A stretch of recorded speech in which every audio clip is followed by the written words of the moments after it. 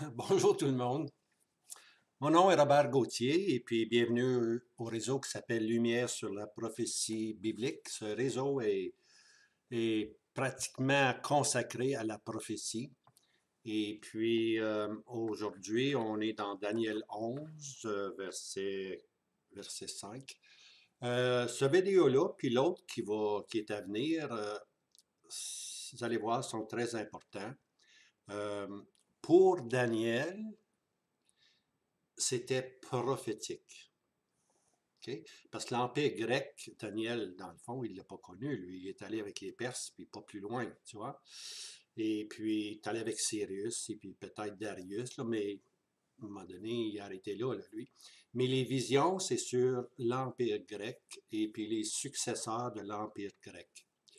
Et puis, vous allez voir que si je dis que pour Daniel, c'était de la prophétie, pour nous, lorsqu'on regarde en arrière dans les années 400, 300, 200 avant le Seigneur Jésus, pour nous, ces faits-là sont de l'histoire.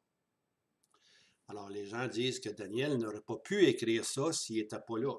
Mais non, la prophétie, c'est la puissance de Dieu de pouvoir dire d'avance ce qui va arriver. OK? Et puis, c'est ça que Daniel a tout simplement fait. Daniel, par l'esprit prophétique, a dit ce qui arriverait. Nous, on regarde, comme je disais, on regarde l'histoire. C'est ce qu'on va prendre ici. On va prendre beaucoup d'histoire. On regarde l'histoire, puis on dit, ben ça, c'est accompli. Oui, historiquement, c'est accompli. Mais il arrive un temps où on va arriver avec un individu, puis ça, on va le prendre dans le deuxième vidéo qui va suivre, on arrive avec un individu qui est non pas seulement un personnage historique, mais qui sert de prototype pour un personnage très important qui doit venir dans les derniers jours, dans les derniers temps, à la fin des temps. Okay? Il doit y avoir un personnage qui va jouer un rôle tellement important, puis ce personnage-là va venir du territoire qu'appartenaient les Grecs, le nord de Jérusalem, le nord d'Israël, qui est aujourd'hui tous des pays musulmans, des pays arabes. Okay? Alors, de ce nord d'Israël-là va sortir un individu. Maintenant, j'ai déjà donné une lecture là-dessus il y a environ 10 ans. Et puis maintenant, je l'ai peaufiné, pour ainsi dire. Alors, il va y avoir beaucoup plus de détails que jadis j'en ai donné. Alors, si vous permettez, on va commencer dans presque maintenant. Mais auparavant, je dois vous dire ceci. Il y a des outils, il y a des outils que je me sers, puis j'aimerais les recommander tout simplement. Naturellement, l'outil par excellence, c'est celui-là ici, là. Je pense que vous voyez bien, là. Lecture sur le livre de Daniel, ça existe en français par M. William Kelly. Okay? Il y a aussi un autre excellent livre ici qu'on appelle Concise Bible Dictionary, en anglais. Et puis à la page, regardez, à la page 57, si vous pouvez vous l'obtenir, à la page 57, euh, on voit ici un résumé ici de l'histoire qu'on va prendre. Okay? Maintenant, un autre livre, un historien, un chrétien historien, j'ai pu l'obtenir à travers l'Internet. Ça s'appelle comme ça ici, l'histoire et la chronologie de la Bible. OK? Puis l'auteur, c'est Monsieur Bruce Gore. C'est vraiment un historien très qualifié. Alors, il a écrit, ça c'est un volume qui est 8,5 par 11, hein? Et puis, regardez l'épaisseur de ce volume-là. Alors, moi, naturellement, j'ai passé à travers, là, puis j'ai souligné, et puis j'ai souligné, puis j'ai souligné, puis j'ai pris des notes. Alors là, je vais vous donner ce que j'ai recueilli. OK? Alors, on commence. On va aller avec mon petit médaillon dans le coin. Voilà. Oui, on me voit dans le coin. OK. Là, maintenant, je prends un petit peu de café. Faites-vous-en pas, je prends seulement 2 cafés par jour. C'est mon deuxième, c'est le meilleur. OK.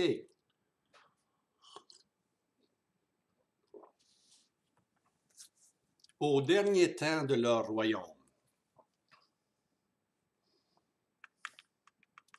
c'est-à-dire le royaume grec. OK, là, on s'occupe du royaume grec. Les Perses sont finis, on s'occupe du royaume grec, plus spécifiquement de ceux qu'on appelle les Séleucides. OK, les Séleucides, c'est une expression qui vient du premier roi du Nord, qu'on appelle Séleucus. OK, alors c'est le Nord, c'est la Turquie, c'est la Syrie. OK, et les Ptolémies, lui, c'était un des généraux aussi de Alexandre le Grand, mais lui a pris le territoire de l'Égypte. OK? Alors, ils sont aussi appelés l'Agidre ou le roi du Sud, l'Égypte, tout simplement. Alors, au dernier temps de leur royaume, là, on s'en va dans le royaume grec, hein?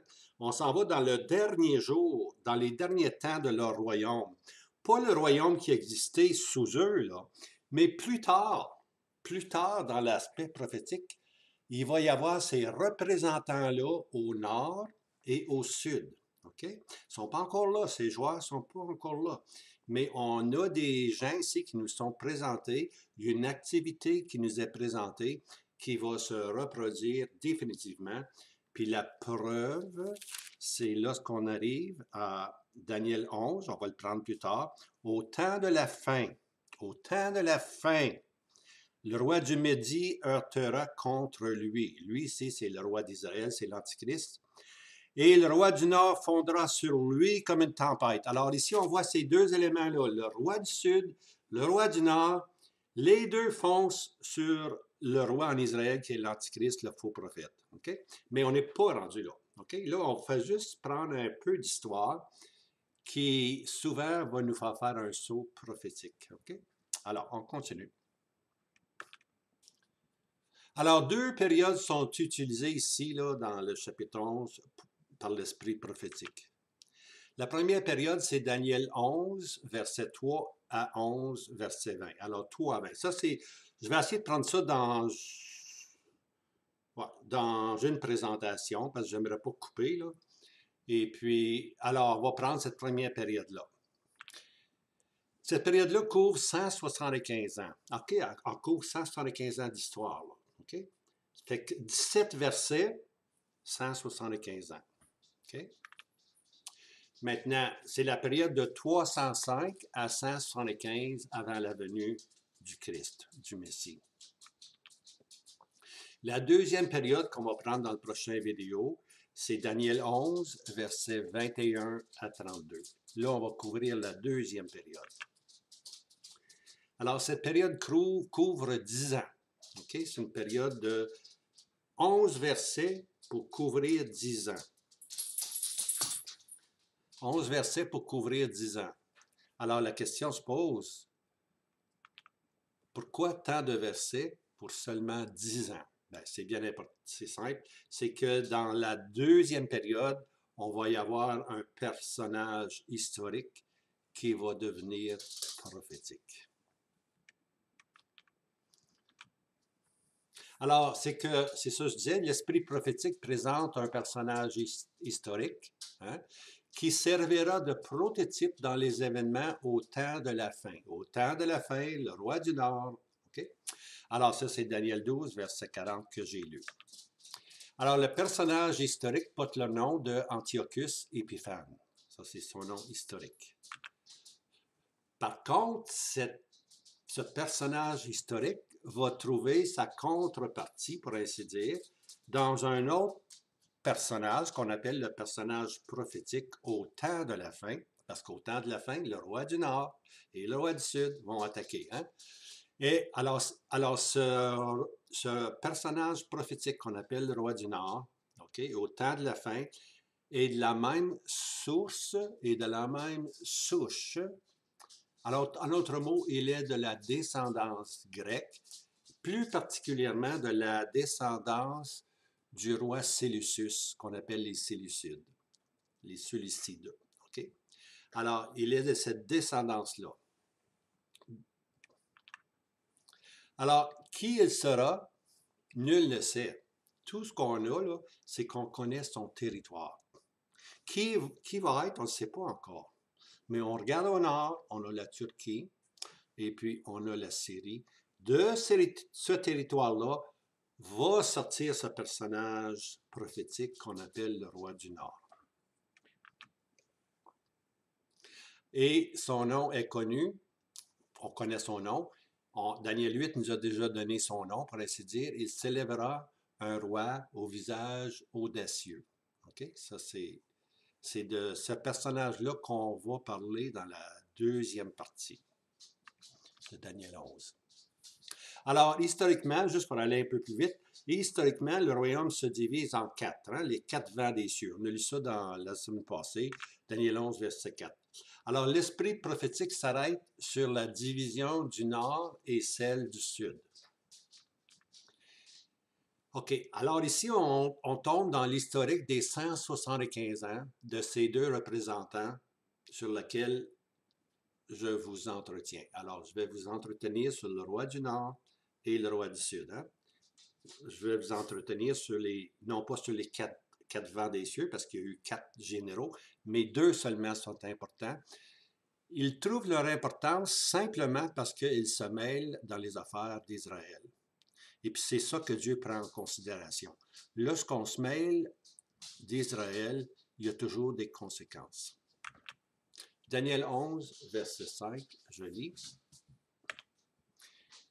Et le roi du Médie sera fort, et un de ses chefs, mais un autre sera plus fort que lui, et il dominera, et sa domination sera de grande domination. Alors le roi du Médie va être fort, mais un de ses chefs, c'est-à-dire un des quatre généraux que Alexandre le Grand avait, lui sera encore plus fort. Hein? C'est lui vraiment qui va dominer. Puis sa domination va être beaucoup plus longue, beaucoup plus grande, pour ainsi dire. Alors, on sait que Ptolémée, c'était un des quatre généraux. Lui va prendre possession du sud de l'Égypte. Il sera un des quatre chefs qui ont divisé l'Empire grec.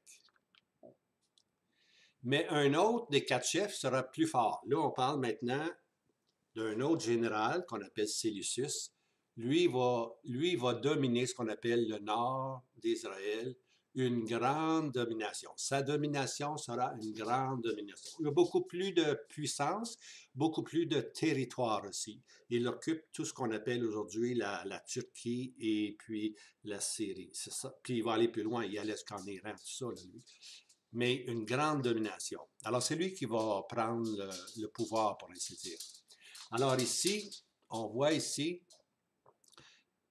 au sud, il y a ici, c'est Ptolémée, OK, qui va prendre le sud, il va prendre ici l'Égypte. Hein? Et puis ici, tu as le roi Séleucide, les Séleucides, qui vont prendre ici tout le territoire ici qu'on voit ici. OK? Alors, on voit que sa domination est beaucoup plus grande. Puis on voit ici Israël.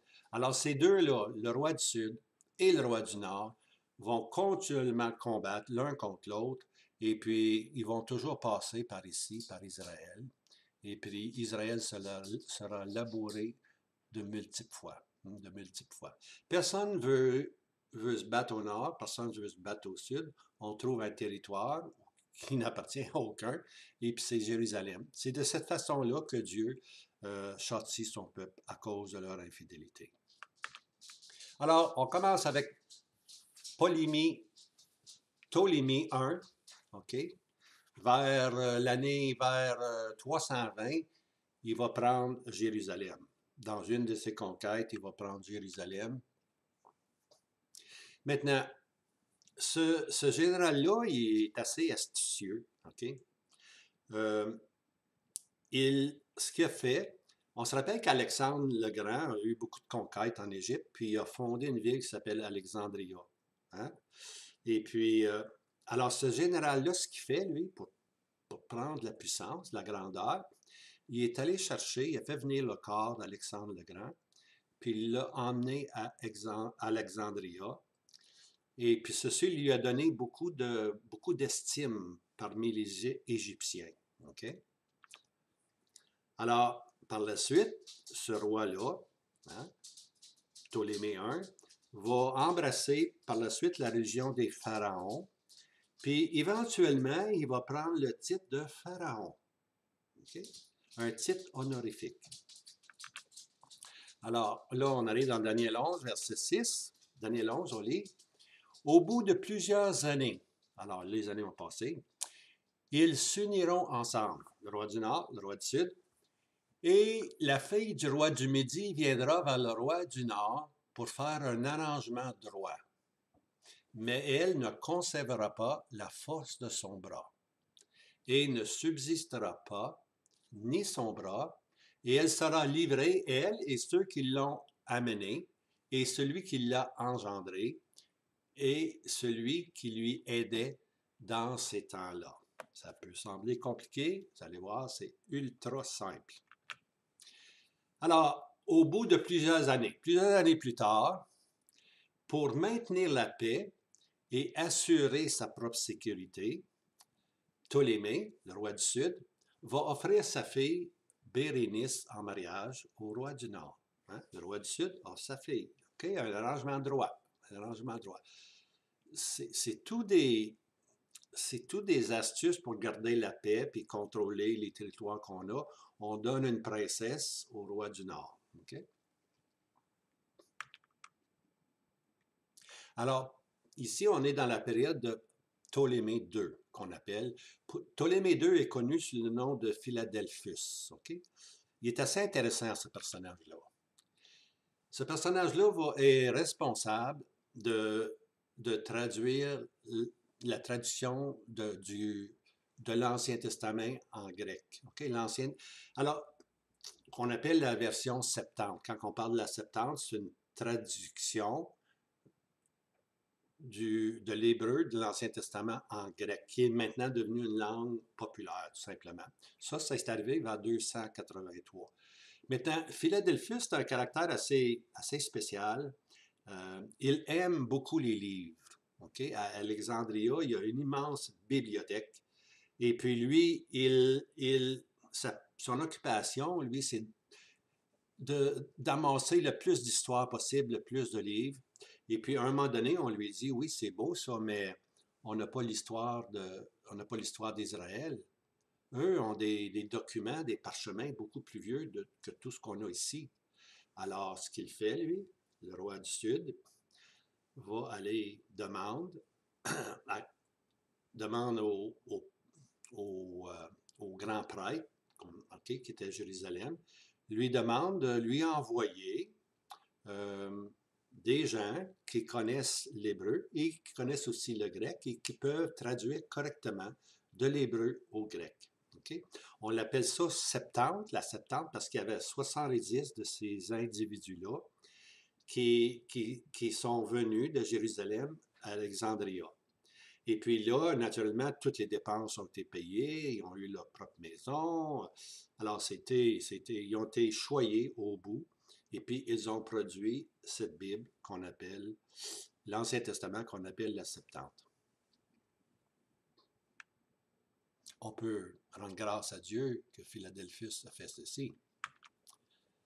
Alors, ici, là, c'est la période au sud de Ptolémée II. Okay? C'est lui, Philadelphus, c'est lui qui fait traduire. Okay? Mais en même temps, c'était aussi au nord la période qu'on appelle d'Antiochus I et Antiochus II. Il va en avoir plusieurs. Celui qui nous intéresse, c'est le quatrième. Okay? Alors là, ici, on est rendu à Antiochus I et II. Alors, Ptolémée II, qu'on a parlé tantôt, lui, prend le nom de Philadelphus. Hein? Maintenant, vers 280, okay, va arriver Antiochus I, et puis en 261, maintenant on descend toujours, arrive Antiochus II. Alors, c'est la période là qu'on est présentement dedans.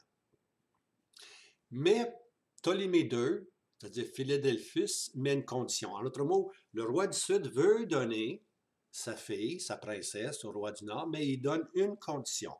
Et voici la condition. Le roi du Nord, Antiochus II, doit faire la paix. OK? Si tu prends ma fille, il faut faire la paix, il faut qu'on garde la paix, on ne veut plus de guerre. OK? Il doit faire la paix, mais en plus, tu dois te séparer de ta femme Laodice. Alors, le roi du Nord, Antiochus II, se sépare, il divorce sa femme Laodice. Cette dernière est détrônée, puis elle est mise en prison pour une période. Maintenant, Laodice, c'est important parce qu'une ville va être construite en son honneur, qu'on appelle aujourd'hui Laodicée. Hein? On connaissait les lettres à Laodicée, Apocalypse 2 et 3, la dernière à Laodicée. Alors, c'est de là que le mot Laodicée vient, à cause de la première femme de Antiochus II, mais il la met de côté, il la divorce. Cependant, arrive maintenant la mort de Philadelphus, le roi du Nord. Alors, à ce moment-là, le roi du Nord, quand il voit que Philadelphus est décédé, le roi du Nord va retourner, puis il va reprendre sa première femme, Laodice. Et cette dernière retrouve son trône. Regardez bien. Une chose, Laodice a été mise en prison, a été divorcée une fois, a été mise en prison. Elle sait c'est quoi.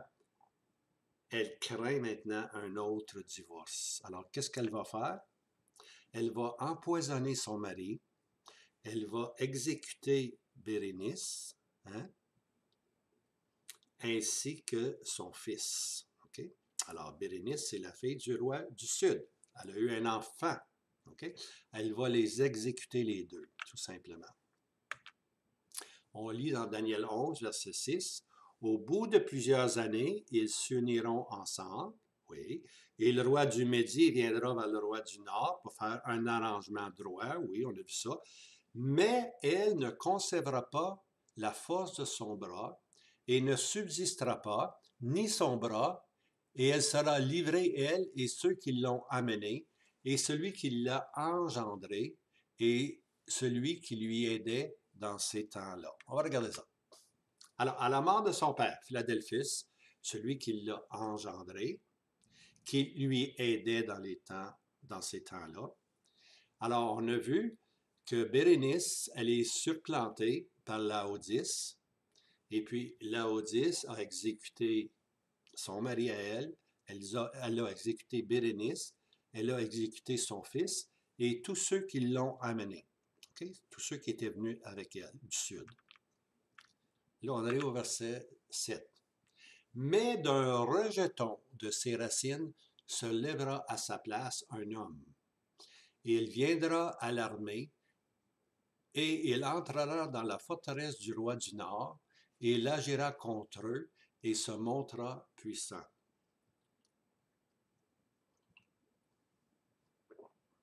Un rejeton de ses racines, c'est-à-dire qu'elle avait un frère. Okay? Ce frère-là veut venger sa sœur et son neveu qui ont été tués. Alors, lui va se lever, hein?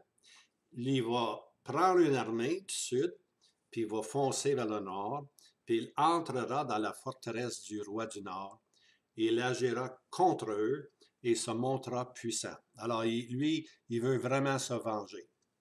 Alors, vers 247, le frère de Bérénice est au pouvoir.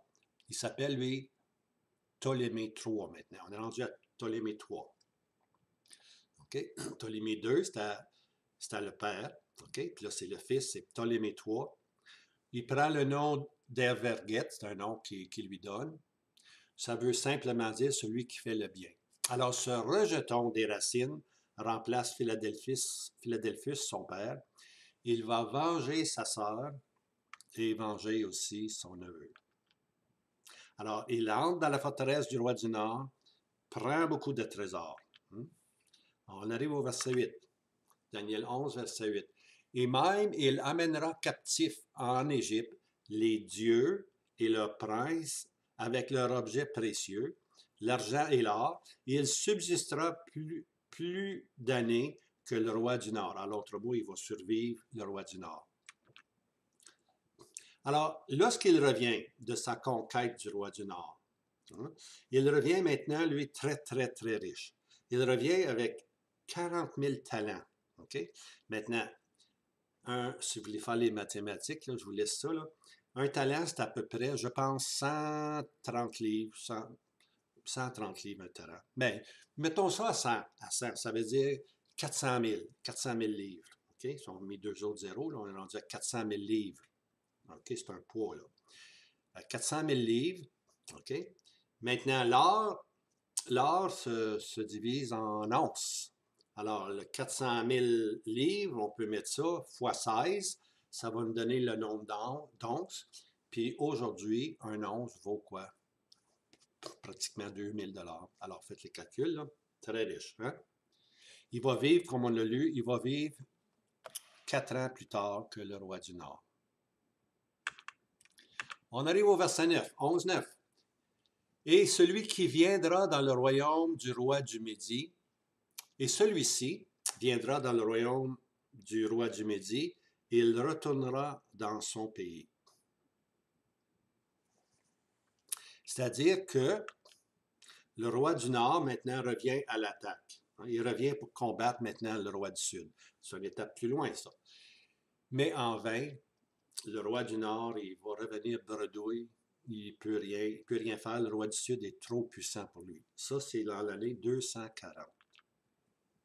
Maintenant, dans cette période-là, ou vers cette période-là, il y a un changement de la garde. OK? Un changement de la garde. En d'autres mots, on change de roi. OK? Au sud, on est rendu maintenant avec, ici, là. OK, au sud, on est rendu avec un nouveau individu qu'on appelle Ptolémée IV. OK? Puis dans le nord aussi, on arrive avec un autre individu qu'on appelle Antiochus III. Très important, mais nous autres, on veut le quatrième. C'est là qu'on s'en va. OK, vous allez voir, très intéressant cet individu-là. Daniel 11.10, on lit ceci.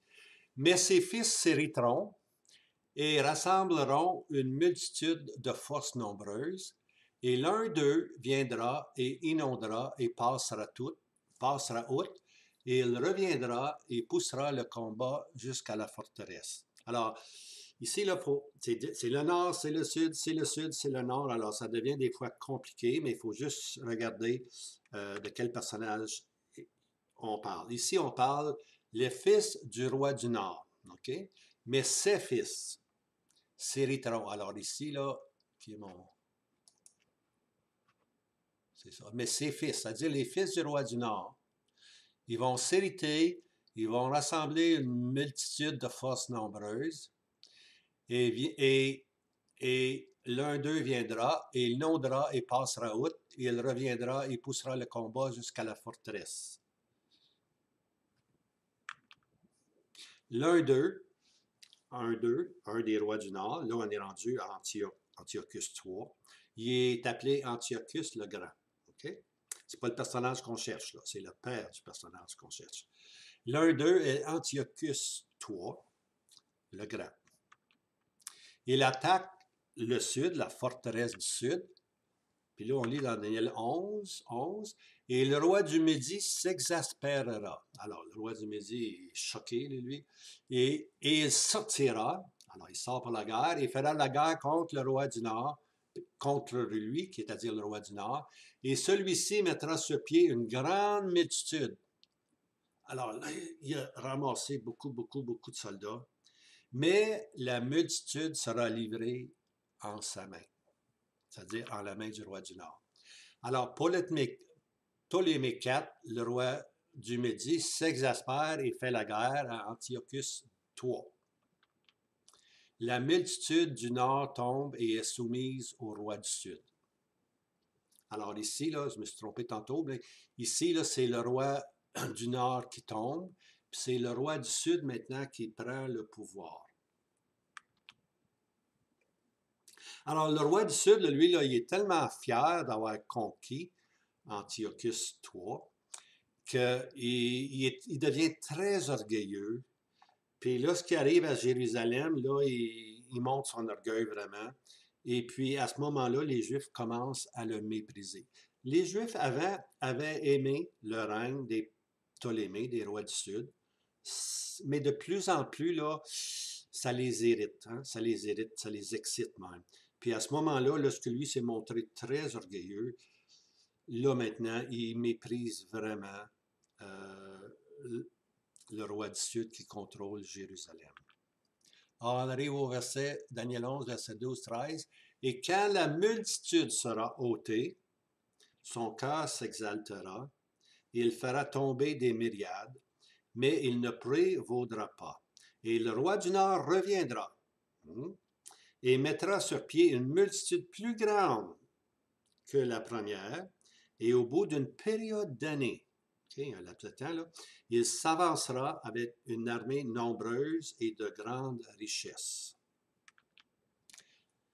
Alors, pour le roi du Sud, il y a eu la victoire sur Antiochus III. OK? Puis là, il s'est montré orgueilleux envers Jérusalem. Il y a eu une victoire, mais il n'y a pas eu de paix d'établie. OK? Ça a duré, c'est une victoire qui va lui coûter cher, pour ainsi dire. Il ne prévaudra pas longtemps et il sera de nouveau, tu vois ici c'est marqué, il ne prévaudra pas. Hein? Alors, il ne prévaudra pas pour longtemps et sera de nouveau attaqué par le roi du Nord. Et le roi du Nord reviendra. Hein? Alors là, il est attaqué par le roi du Nord, puis on lit au bout d'une période d'années. Au bout d'une période d'années. Alors, la période d'années, ça a pris à peu près 13-14 ans. Le roi du Nord est revenu sur le roi du Sud. Au verset 14, Daniel 11, verset 14. Et dans ces temps-là, plusieurs se lèveront contre le roi du Midi. Et les violents de ton peuple s'élèveront pour accomplir la vision, mais ils tomberont. Regardons ceci. Alors, au sud, il arrive maintenant au sud, là, dans cette période-là, un autre changement de garde. Arrive maintenant un autre individu qu'on appelle Ptolémée V. C'est un jeune homme, il a environ 5 ans. On est rendu à l'année 205. Alors, voici maintenant un petit bonhomme de 5 ans qui prend le trône. Alors, le roi du Nord en profite, lui, pour reconquérir tout le territoire que le roi du Sud avait pris en Syrie. Hein? Non seulement il va reconquérir toutes ces places-là, mais ici, il va prendre Jérusalem, qui appartenait au roi du Sud. Okay? Alors, au sud, un autre changement de garde. Là, ici, on est rendu ici. Le roi du Nord en profite pour reconquérir le territoire en Syrie. Maintenant, pendant ce temps-là, il y a une petite révolte qui se prépare à Jérusalem. Les violents, ici, c'est marqué les violents de ton peuple. OK? Ça, c'est les Juifs. Une petite révolte se prépare à Jérusalem. Les Juifs, comme je disais, maintenant, sont tannés de la domination et des taxes exortées par l'Égypte. Ils en ont assez. Alors, il y a une petite révolte qui se prépare.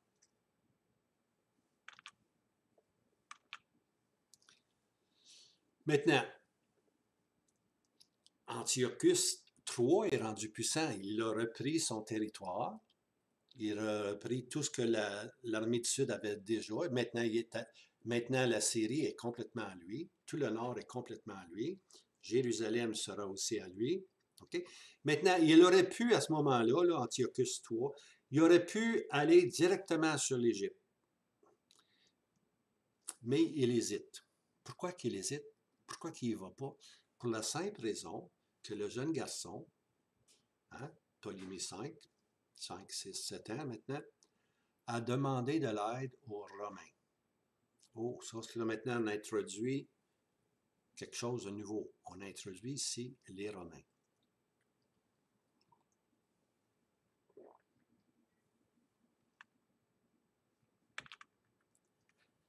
Maintenant, les Romains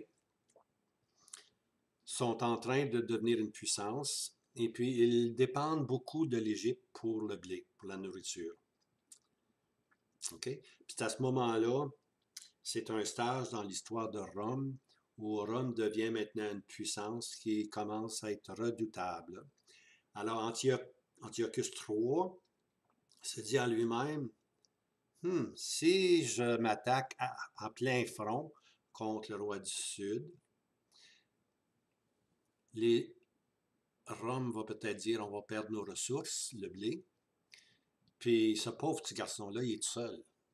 Alors on va aller lui aider. Alors c'est ça qu'il craint, là, lui. Il craint vraiment. Alors il ne va pas vraiment. Il ne va pas vraiment. Il y a un autre plan en tête. Alors il va attendre pour le moment propice. OK? il va se concentrer maintenant sur Jérusalem. Hein? Il va reprendre maintenant Jérusalem. Alors, comme je disais, il y avait une révolte qui avait déjà lieu dans Jérusalem, les violents de ton peuple. Hein? Ces derniers ont une aspiration messianique. Hein? Ils veulent se libérer de toute force étrangère, se mettre sous le Messie, pour ainsi dire. Hein? Mais cette vision-là, messianique, cette vision-là est rapidement anéantie. Elle est étouffée, tout simplement. Maintenant, à ce roi, c'est-à-dire le roi Antioche III, se sont joints les plusieurs. Alors, les plusieurs ici, ce n'est pas directement les Juifs. Les plusieurs, c'est une puissance encore plus grande. C'est la Macédoine, OK? C'est l'élément grec. L'élément grec s'est joint maintenant à Antiochus III pour lui aider à conquérir le sud. Alors là, il voit maintenant ses forces gonfler de plus en plus. Daniel 11, verset 15. Et le roi du Nord viendra et élèvera une terrasse et s'emparera de la ville forte. Et les forces du Médie ne tiendront pas, ni l'élite de son peuple, il n'y aura pas de force en lui pour le maintenir. Alors Antiochus III va élever une terrasse, puis il va prendre une ville de toute importance. OK? Maintenant, c'est une ville que les Égyptiens avaient équipée. C'était comme un rempart, une forteresse, un rempart, tu vois. Et puis, à partir de là, il empêchait tout simplement le roi du Nord de venir vers le sud. OK? Alors, qu'est-ce qui arrive, c'est que ce rempart-là, qui appartient au roi du Sud, est complètement détruit, pour ainsi dire. Et puis, les forces du Sud sont déroutées. Hein? Sont déroutés du secteur asiatique. Ils étaient dans une phase asiatique. Mais cette grande ville-là qui les protégeait est maintenant anéantie par Antiochus III. Okay? Alors, le roi du Nord, Antiochus III, se fera maître de toute la Syrie. C'est à ce moment-là qu'il devient maître de toute la Syrie. Et puis, à ce moment-là, il va le Sud doit aussi laisser aller Jérusalem. 11.6, Daniel 11.6. Mais celui qui vient contre lui agira selon son gré, et il n'y aura personne qui lui résiste, et il s'intiendra dans le pays de la beauté, ayant la destruction dans sa main. Alors, personne ne peut résister au roi du Nord. Hein? Il va agir selon son gré. Hein? Et puis, en Israël, il est en Israël ici parce qu'on parle du pays de la beauté. Hein? Alors, même dans Jérusalem, nul ne peut lui résister. Les soldats du Sud doivent quitter simplement, puis le pays de la beauté maintenant est sous le joug de Antiochus III. Okay? Alors, on voit là, Antiochus III comme un grand libérateur, celui qui délivre du joug des Ptolémées, hein, du joug du Sud. Alors, on le voit maintenant, lui, comme un grand, enfin, quelqu'un qui nous libère du Sud qui nous ont taxés puis qui finissent plus de nous taxer. Alors, Antiochus III, lui, il ne veut pas les décevoir. Hey, il est déclaré comme un délivreur, un sauveur, pour ainsi dire. Alors, est-ce que vous pensez qu'il va les décevoir? Absolument pas. Regardez son astuce. Il proclame une exemption de taxes de 3 ans sur la ville de Jérusalem. C'est bien ça, les Juifs aiment ça. Ensuite de ça, après 3 ans, il va y avoir un rabais de 33%, un tiers. Wow, merci, Antiochus III. La sacrificature et le clergé reçoivent une exemption perpétuelle. Ah, le clergé n'est pas taxé, ça doit être de là, ça vient, ça, hein? Alors, une exemption perpétuelle. Hein? Les sacrificateurs, tous ceux qui s'occupent du temple, n'ont pas à payer de taxes. En plus de ça, Antiochus III donne maintenant beaucoup d'argent pour l'entretien du temple. Oh, merci, merci. Il proclame une pleine tolérance à la culture locale et la religion. Hey, faites ce que vous voulez à Jérusalem. Vous établissez votre propre religion, vos propres coutumes. Je n'ai pas de problème avec ça, moi. En fait, son image est celle du plus grand bienfaiteur politique que les Juifs ont connu. Un non-juif qui donne toutes ces libertés-là. Oh, merci, Antiochus III, merci. Maintenant, il a gagné le cœur de Jérusalem. Maintenant, il y a un plan. Un plan diplomatique. Hein? On dit, fais pas la guerre, fais la diplomatie. Entre mots, des discussions, tout ça. On parle beaucoup de diplomatie aujourd'hui dans le monde. Hein? Alors lui aussi, sans vouloir attaquer le roi du Sud, il y a un autre plan derrière la tête. OK? C'est un plan diplomatique pour prendre le contrôle du Sud, les Ptolémées. Alors, voici son plan. Daniel 11, verset 17. Et il dirigera sa face pour venir avec les forces de tout son royaume et des hommes droits avec lui, et il agira et lui donnera la fille des femmes pour la pervertir, mais elle ne tiendra pas, elle ne sera pas pour lui. Alors ici, on voit. Alors, d'autres versions ici nous disent ceci, là, c'est une petite astérique rouge, juste là, la petite astérique rouge, là, ici. D'autres versions disent pour faire un arrangement avec lui. En d'autres mots, il veut faire un arrangement diplomatique avec le roi du Sud. Hein? Et des hommes droits avec lui, ça veut dire qu'il fait des arrangements avec le roi du Sud. Voici. Cette fois-ci, remarquez bien, là, cette fois-ci, c'est le roi du Nord qui donne sa fille au roi du Sud.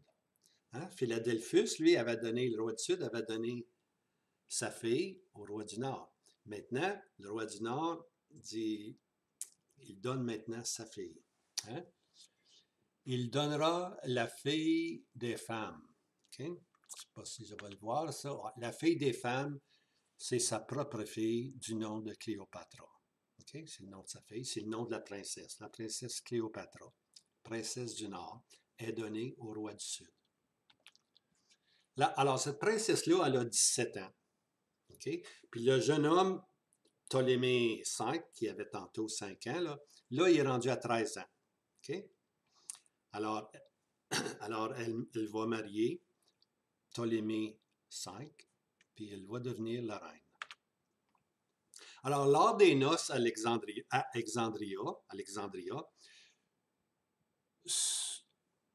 en Égypte, là, pas en Ontario. OK. Alors, des noces à Alexandria, ce dernier est officiellement couronné roi de l'Égypte. OK? Voici maintenant, il est roi de l'Égypte. Plus tard, il sera à Memphis, pas Memphis, Tennessee, mais Memphis, l'Égypte, une grande ville très importante.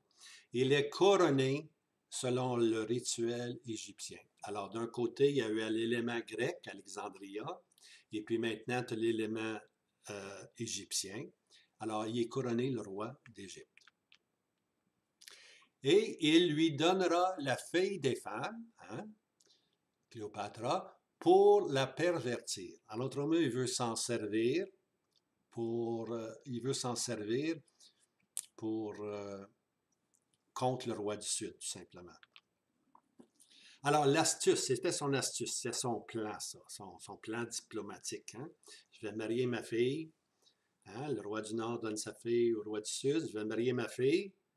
Hein? Là, il va se servir, son plan, c'est de se servir de sa fille pour influencer le jeune roi.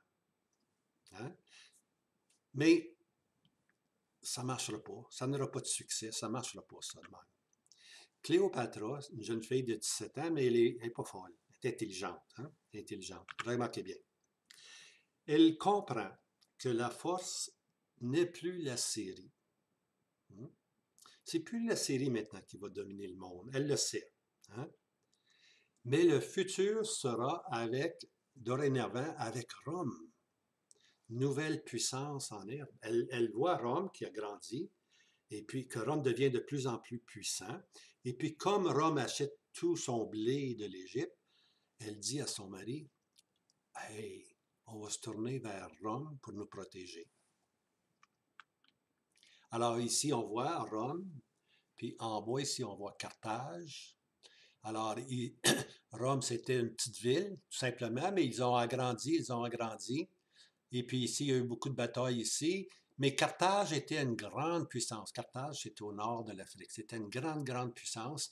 Puis là, ici, tous ces îles-là, ici, l'Espagne, Rome veut ces territoires-là, Carthage veut ce territoire. Il y a eu des guerres, il y a eu des guerres, des guerres, des guerres.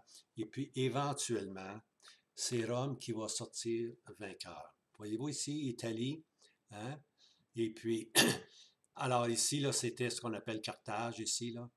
Et puis, Rome et Carthage, ça se passe dans les années 218 avant Christ, tu vois. On appelle ça les guerres. Il y a eu plusieurs guerres, des guerres puniques, OK? Euh, Rome contre Carthage, Carthage contre Rome, Rome.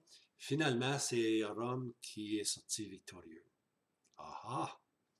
Maintenant, Rome contrôle tout ce territoire-là ici. Puis Rome va aller, plus tard, dans quelques années, va aussi aller en Grèce. Et puis va plus tard contrôler la Grèce. Okay?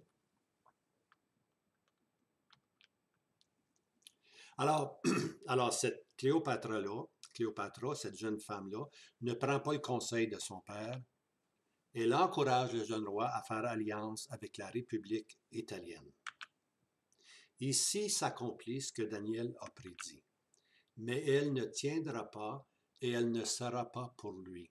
En autre mot, elle ne s'est pas rangée sur le côté de son père, mais elle a conseillé son mari de se tourner vers la nouvelle puissance en herbe qui est Rome.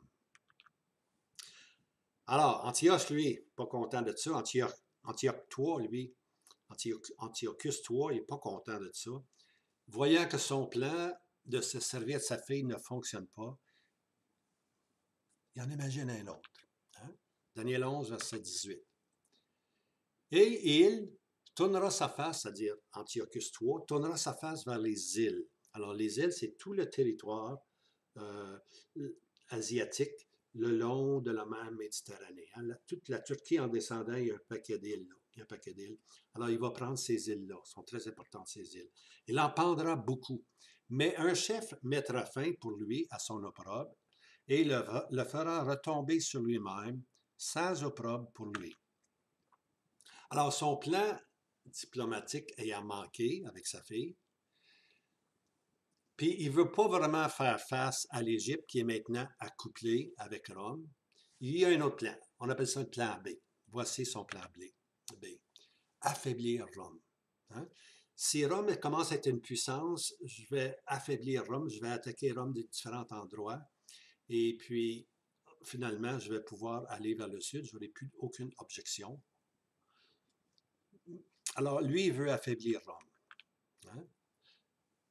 Alors, Antiochus III, il sait que depuis 3 ans, l'énergie de Rome est terriblement engagée dans les conflits en Grèce et en Macédoine. Il est conscient qu'ils ont gagné contre Carthage, contre l'Afrique. Ils se sont maintenant dirigés vers la Grèce, sont maintenant venus aussi en Turquie, pour ainsi dire. Mais lui, il veut affaiblir leur force. Okay? Alors, sa seule façon, lui, c'est d'affaiblir la puissance de Rome pour finalement aller vers l'Égypte. Alors, il en profite pour étendre les ailes sur l'Asie mineure et les villes côtières le long de la Méditerranée asiatique. Et les îles, hein? Et les îles, ça c'est toute la série d'îles qui est autour de la Méditerranée, en partant, disons, de Turquie, en descendant. Il en prendra beaucoup. Il en prendra beaucoup. Mais un chef mettra fin. Ce chef-là ici, c'est Rome. Okay? Rome qui intervient maintenant. Okay? Dans ses conquêtes, là, Rome arrive maintenant et dit « Wow, arrête là, mon Antiochus. Arrête là. » Alors, ce commandant en romain est le nom de Scipio Africanus. C'est lui qui a permis de gagner la guerre contre Carthage. Okay? OK? On l'appelle Africanus parce que c'est là que la guerre a eu lieu en Afrique, au nord de l'Afrique. Ils ont saisi ce général-là qui est un maître dans l'art de la guerre. C'est lui maintenant qui est rendu dans le territoire de la Turquie. Hein? Alors, le grand conquérant qui a défait la ville de Carthage assure maintenant l'ascension de Rome comme puissance, qu'on doit maintenant commencer à respecter Rome. Mais un chef mettra fin pour lui à son opprobre et le fera tomber sur lui-même. Hein? Maintenant, le chef, on sait, c'est un chef romain. Alors maintenant, c'est un passage un peu difficile, ben beaucoup d'ailleurs, je trouve, mais on peut le traduire comme ceci, je pense. C'est une suggestion. Un chef, Rome, fera cesser ce prétentieux orgueilleux qui est Antiochus III.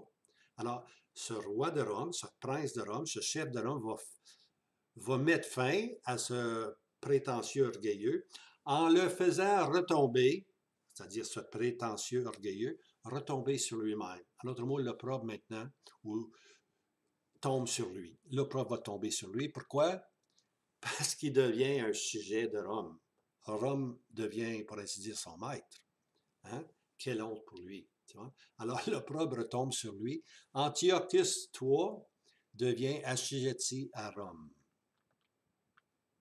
Maintenant, à ce moment-là, il y a eu une paix entre Rome et Antiochus III. Okay? On appelle ceci paix de Apaméa. Okay? On est rendu dans l'an 188 avant Jésus-Christ. Et voici ce que cette paix, ce que les Roms ont dicté à Antiochus III. Hein? Toi, le roi du Nord, là, on va te limiter. C'est ça qu'ils ont dit. Hein? Alors, les Séleucides, les rois du Nord, ne doivent plus mettre les pieds en Europe. Compris, là? Vous ne traversez pas la Méditerranée. Si vous traversez la Méditerranée, Rome s'en vient en puissance vers vous. Le deuxième point. Les Séleucides, les rois du Nord, ne doivent plus mettre les pieds dans l'Asie mineure. Okay? L'Asie mineure, c'est le territoire de Turquie, ce coin-là. Là. Alors, on ne veut plus que tu mettes les pieds là non plus. On ne veut plus que tu viennes en Europe, tu traverses la mer Méditerranée. On ne veut surtout pas que tu viennes brasser des affaires dans l'Asie mineure. Okay? Alors, ce qui arrive, c'est qu'une limite est mise. On limite le nombre de soldats qu'il peut avoir. Puis son territoire aussi est délimité à partir du mont Taurus. Ici, je pense que je vais revenir là-dessus parce que je vais vous montrer c'est quoi. Il doit se débarrasser de ses éléphants et de ses navires de guerre. Antiochus III doit payer une grande somme maintenant, une grande somme pour défrayer les coûts de la guerre. Hein? Rome est venu jusqu'à lui, mais à quel coût? Alors, il faut qu'il paye maintenant. Alors, pour garantir les paiements, son fils, Antiochus IV, c'est lui qu'on veut tantôt, là, est détenu prisonnier à Rome. On prend ton fils, Antiochus IV, qui est jeune, on l'emmène, puis on le met en prison à Rome, jusqu'à temps que tu aies payé le dernier denier qui nous est dû. Alors, voici, ici, là, on va juste aller plus loin. Voici ici, on délimite son territoire. Voyez-vous le mont Taurus ici, le mont Taurus là, puis le mont Taurus, là, tout ça, c'est une série de montagnes. Okay? Alors, on dit, tu vois la montagne, là, Antiochus III, tu vois cette montagne-là, là? Ben, tu viens pas ici. C'est fini là. Tu ne traverseras pas ici. Ce territoire-là, tu ne viens pas. Tu comprends? Alors, tu peux t'occuper, on te laisse l'Iran, on te laisse toute la Syrie, l'Irak, tout ça. On te laisse tout ça, nous autres. Mais tu ne viens pas dans ce territoire-là. Ne te présente pas au pied de la montagne Taurus. On va intervenir. Daniel 11, 19. Et il tournera sa face vers les forteresses de son propre pays, et il branchera et tombera, et ne sera pas trouvé. Alors, voici ce qu'il a fait. Là, maintenant, Antiochus, qui doit une somme d'argent astronomique, il parcourt tout son pays, mais il éprouve beaucoup de difficultés à ramasser les fonds. Et puis, il s'en va au temple à Susa, qui est la capitale perse, hein, qui est l'Iran, là, il s'en va là. Puis, il vole le temple là, à Susus. sur ça, il vole le temple, puis qu'est-ce qui arrive? Il est tué. Daniel 11, verset 20. Puis il s'élèvera, il s'en élèvera un à sa place, qui fera passer l'exacteur par la gloire du royaume, mais en quelques jours il sera brisé, non par colère ni par guerre. Voici. Un autre Séleucide se lève, un autre Séleucide se lève, et son occupation première, c'est de trouver les fonds pour faire les paiements de guerre. Hein? Il y a beaucoup, c'est ça, l'exacteur, c'est celui qui ramasse les taxes. Cet exacteur donne un ordre finalement, il ne ramasse pas assez d'argent. On va piller le temple de Jérusalem. Alors, il donne l'ordre de piller le temple de Jérusalem, puis il va mourir emprisonné. Daniel 11, verset 21, on va arrêter ici. Et un homme méprisé s'élèvera à sa place. Alors là, maintenant, on va remplacer non seulement Antiochus III, mais celui qui l'avait remplacé. On va arriver maintenant avec Antiochus IV, qui est le fils du grand Antiochus le Grand. En l'année 175 arrive Antiochus Épiphane numéro 4. Maintenant, on tombe dans la deuxième période. Vous vous rappelez, la deuxième période couvre 10 ans, alors quasiment autant de versets que les 175 années qu'on vient de couvrir. Pourquoi? C'est bien simple, parce qu'il va y avoir dans cette période-là un individu qu'on appelle Antiochus Épiphane IV, qui est un individu historique, mais il ne faut pas s'arrêter sur le caractère historique. Il faut voir dans ce caractère historique d'Antiochus Épiphane IV, il faut voir un futur roi qui va s'élever dans le nord. Daniel 8, le roi au visage audacieux. Alors, Antiochus IV nous projette vers ce roi au visage audacieux. Alors, j'arrête ici, et puis, dans la semaine prochaine, on va prendre la deuxième période. J'espère que ça a été, c'est peut-être long un peu, c'est peut-être beaucoup d'histoire, mais écoutez, il y a une raison pourquoi je dis tout ceci, puis la voici. Notre salut dépend de la parole de Dieu. Il ne faut pas trouver aucune faille dans la parole de Dieu, sinon notre salut peut être un peu délicat, pour ainsi dire. Alors, en se servant de l'histoire, ces choses-là ont tous été dites de l'avance par Daniel dans sa vision, dans sa 4e vision. Alors, on voit exactement, il n'y a pas un iota qui a changé. Dieu a dit d'avance ce qui allait arriver, et puis c'est ça ce qui est arrivé. Puis on peut vérifier maintenant dans des livres historiques que c'est exactement ça qui s'est passé. Les fameux rois du Nord, les fameux rois du Sud, on les connaît tous maintenant, on les a vus. Mais ceci s'est accompli avec quelques versets seulement. Un verset, des fois, pouvait couvrir 10-15 ans, et peut-être même plus, tu vois. Mais Dieu ne rentre pas dans tous les détails, comme Dieu. Il fallait que mentionner ça, puis débrouillez-vous, pour ainsi dire. Tu vois? Alors, maintenant, on a la conviction que l'Écriture est inspirée. Daniel, chapitre 11, est aussi inspiré que Genèse, chapitre 1. C'est la même chose. C'est l'inspiration des Écritures. C'est ça que je veux vous communiquer, l'importance de s'appuyer sur la parole de Dieu. L'ennemi de nos âmes peut passer l'épée de l'incertitude de notre salut. Il peut nous envoyer des flashs ténébreux, mais retournons toujours, ainsi disent les Écritures. Retournons toujours à la parole de Dieu. Alors, on s'appuie, bien-aimés, sur un ancre, comment est-ce qu'on pourrait bien dire? Un ancre sûr et ferme.